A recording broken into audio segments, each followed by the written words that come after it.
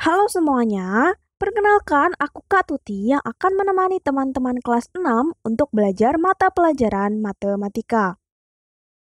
Pada kesempatan ini, kita akan belajar mengenai bilangan bulat.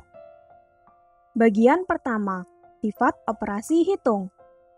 Pertama, kita punya komutatif, diartikan sebagai pertukaran dan hanya berlaku untuk penjumlahan dan perkalian. Contohnya, 20 ditambah 30 dapat disamakan dengan 30 ditambah 20. Yang kedua adalah asosiatif, diartikan sebagai pengelompokan dan hanya berlaku untuk penjumlahan dan perkalian. Contohnya, di dalam kurung 12 dikali 2 dikali 3 dapat disamakan dengan 12 dikali dalam kurung 2 dikali 3. Yang ketiga adalah distributif, diartikan sebagai penyebaran. Contohnya, 2 dikali di dalam kurung 3 ditambah 4 sama dengan 2 dikali 3 ditambah 2 dikali 4. Bagian kedua, operasi hitung bilangan bulat. Kita punya penjumlahan dan pengurangan, perkalian dan pembagian, serta operasi hitung campuran.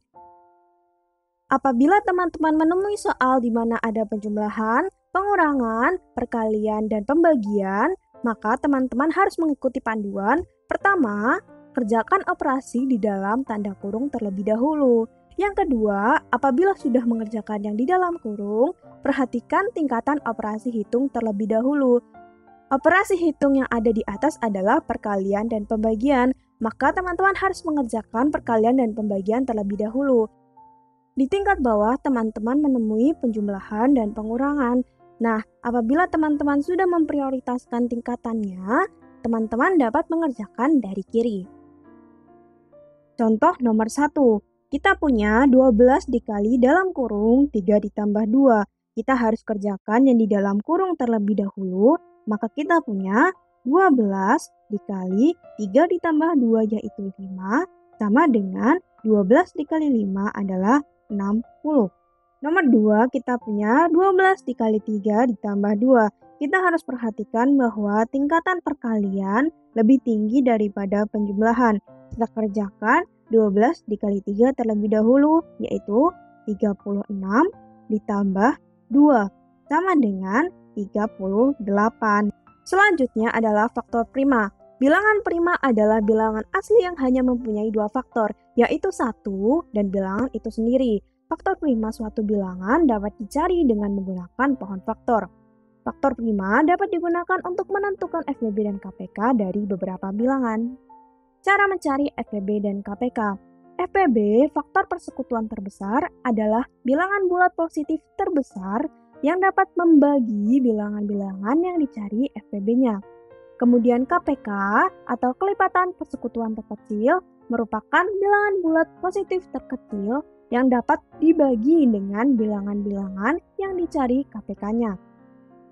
Cara pertama, kita akan menentukan FBB dan KPK dari bilangan 8 dan 12. Pertama, kita cari faktor-faktornya, kemudian kita dapatkan faktor persekutuannya adalah 1, 2, dan 4. Kemudian, bilangan terbesar dari faktor persekutuan adalah 4, maka FBB-nya adalah 4.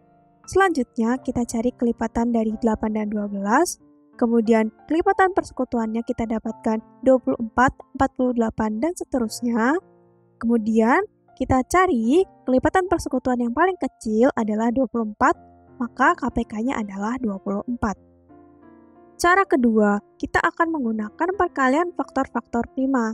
Tentukan FBB dan KPK dari bilangan 12 dan 42.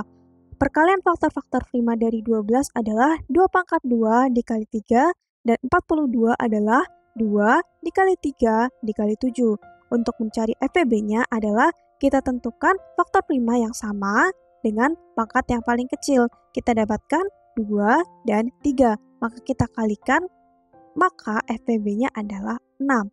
Kemudian untuk KPK, kita ambil semua angka yang tidak terambil oleh FBB, yaitu 2 pangkat 2, 3, dan 7. Maka KPK-nya adalah 2 pangkat 2 dikali 3 dikali 7 sama dengan 168. Bagian 4, pangkat 3. Bilangan pangkat 1 contohnya adalah 5 pangkat 1 sama dengan 5. Bilangan pangkat 2 biasa disebut bilangan kuadrat, contohnya adalah 5 kuadrat sama dengan 5 dikali 5. Kemudian, bilangan pangkat 3 biasa disebut bilangan kubik, contohnya adalah 5 pangkat 3 sama dengan 5 dikali 5 dikali 5. Menentukan akar pangkat 3. Akar pangkat 2 dari suatu bilangan biasa disebut akar kuadrat. Contohnya, akar kuadrat 4 sama dengan akar kuadrat 2 dikali 2 sama dengan akar kuadrat 2 kuadrat sama dengan 2. Akar pangkat 3 biasanya disebut akar kubik. Apabila kita punya 3 pangkat 3 sama dengan 3 dikali 3 dikali 3 sama dengan 27, maka kita dapatkan akar kubik dari 27 sama dengan akar kubik 3 dikali 3 dikali 3 sama dengan akar kubik 3 pangkat 3 sama dengan 3. Akar pangkat 3 dapat digunakan untuk mencari sisi kubus apabila volumenya diketahui.